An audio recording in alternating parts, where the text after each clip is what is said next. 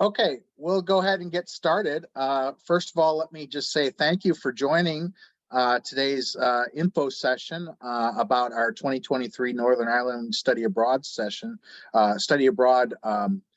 program. For those I don't know, I'm Professor Nick Kaczorubis, and I've been teaching with the School of Public Service 11 years and have run the Northern Ireland program several iterations, with the exception of the years of COVID where we couldn't travel. I know, so I have the chat off because I can't walk and chew gum at the same time. So it's hard for me to present and watch the chat, but I will turn it back on when we get to the questions. And I just have a couple slides that I want to go through because I think they answer a lot of people's questions about the program itself. So we'll go through that and then I'll take questions and then we'll be done.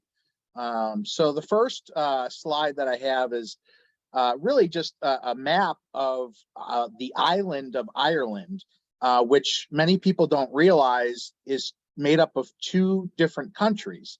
If you look at this map, if you look at the white area, that is the Republic of Ireland, which is its own country, the tricolor flag that you think of.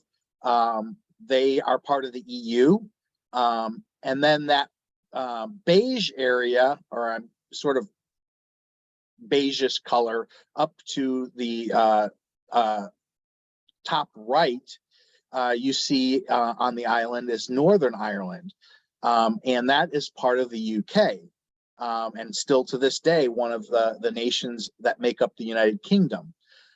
So needless to say, that area where the border is between Northern Ireland and the Republic of Ireland was really the hotbed of a lot of the conflict during the period called the Troubles from 1969 that ran through the 1990s and sort of ended with the Good Friday Agreement.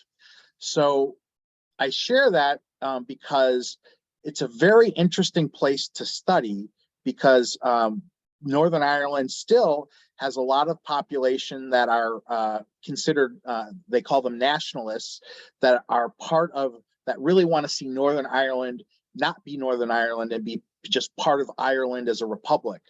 And then there's the loyalists or the unionists who are loyal to the king at this point, formerly the queen, and want to stay with the United Kingdom. So they have this coalition government there that's made up of unionists and nationalists. And that's really what we study when we go there and look at what's working and what's not working.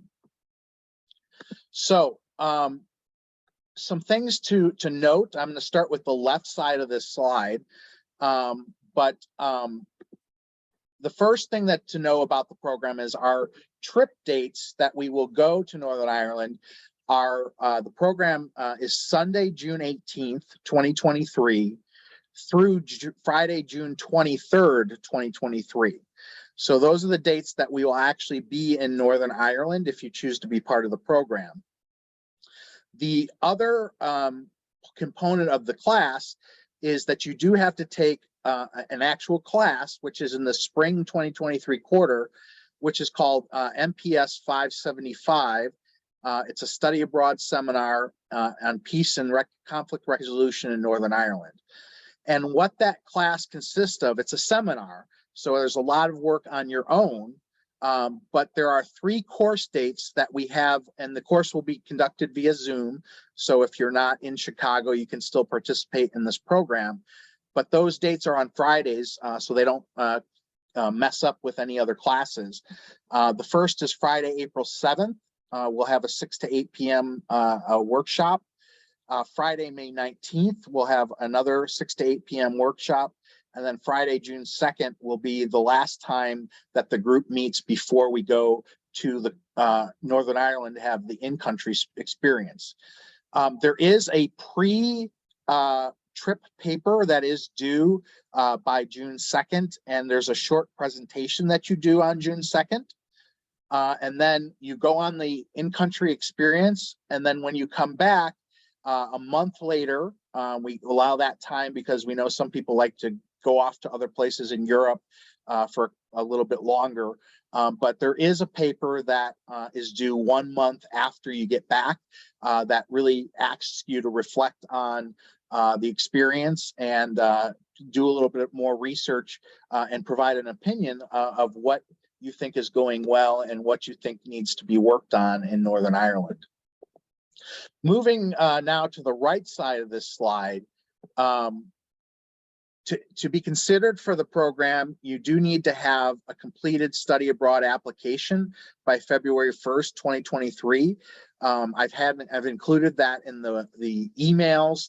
There's a link to the DePaul Study Abroad website, which you can use your Campus Connect ID and log in and complete that application. But I encourage you, even if you're not sure that you want to go, to do the application. The application is free and it doesn't commit you to the program. It just means you could be eligible for the program. There is regular course tuition. This is a 4-credit-hour class. It does count towards your degree. For some people, it counts as an elective.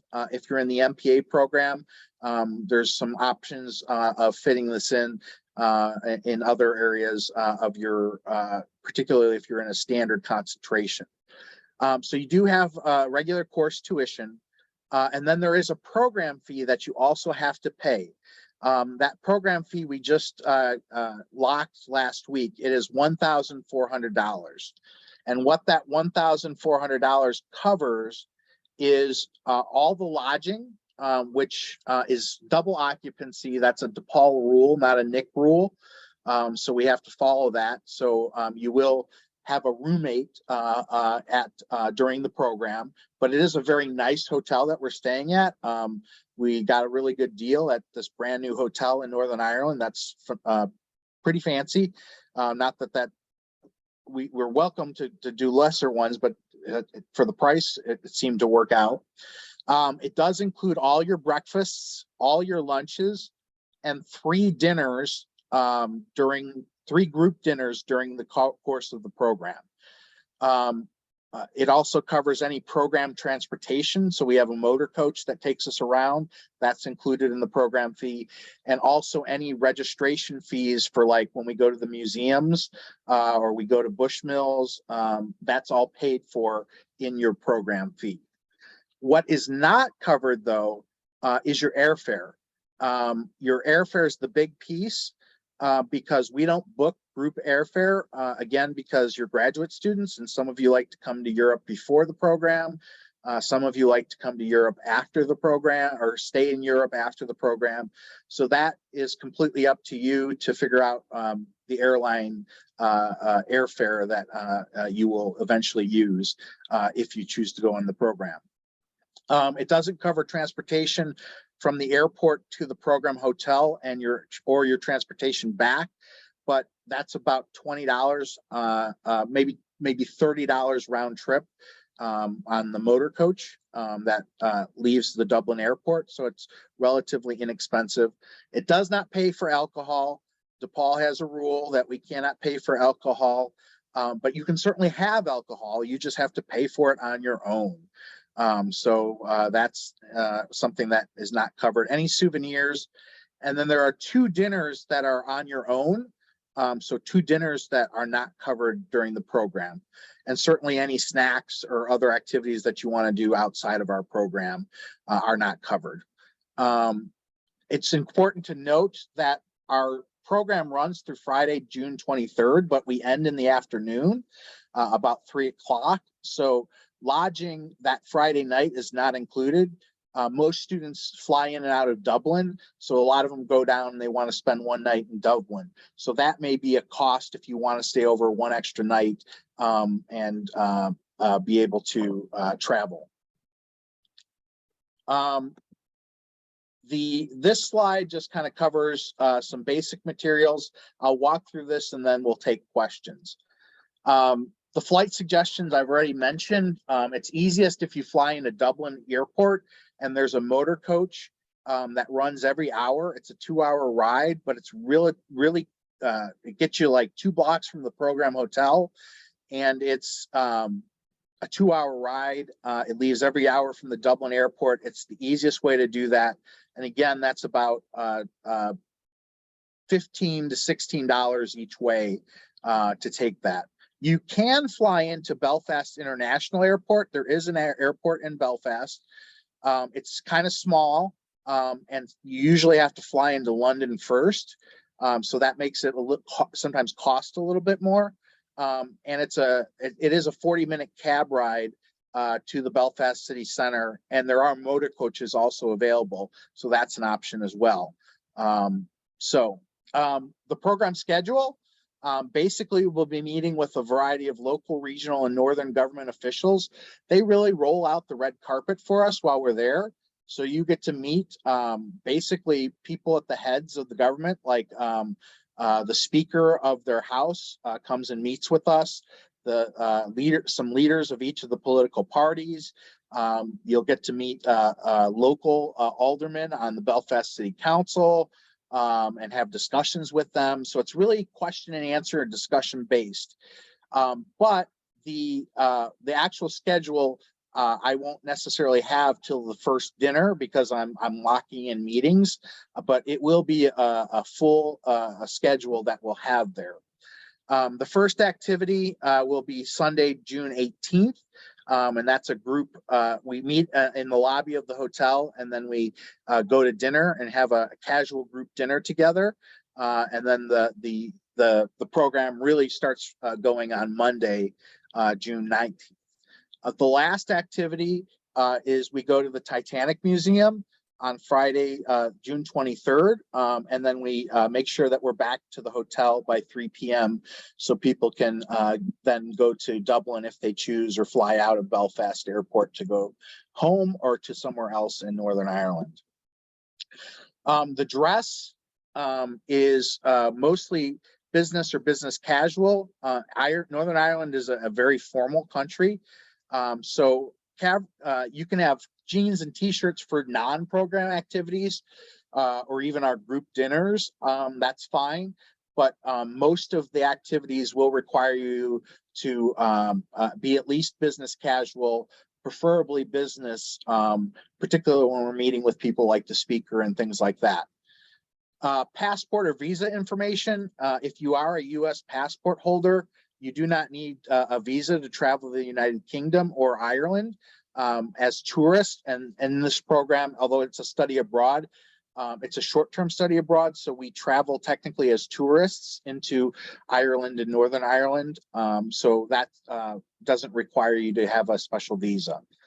And then COVID requirements right now, they've relaxed these, so they may change, but I just left it in here because we don't know what's going to happen between now and June. So if there is a ruling that we have to wear masks or something, then we'll have to follow that rule if the UK government does put that into effect.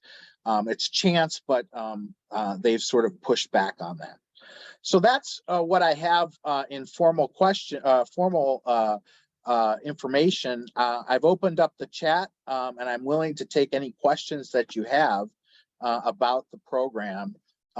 So feel free to raise your hand or put something in the chat if there are some questions here.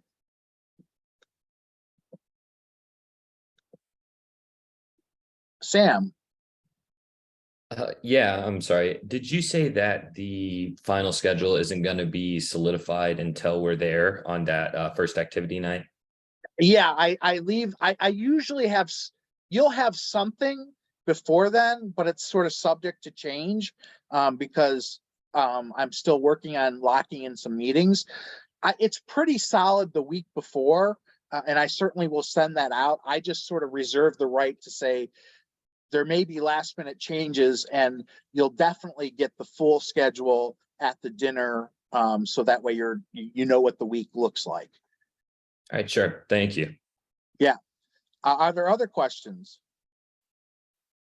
I'm looking to either Avi, Kayla, or Ryan. You can give me a thumbs up. Oh, I see a chat question, so I'll take it.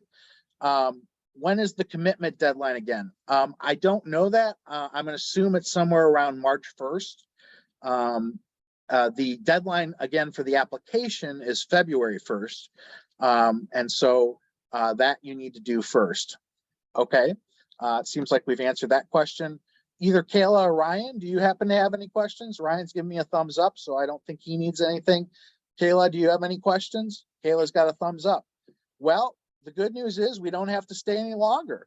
So I'm glad I answered your questions. Feel free to reach out if you have anything else, but I do hope we all apply and you'll all join us this year. So have a great day.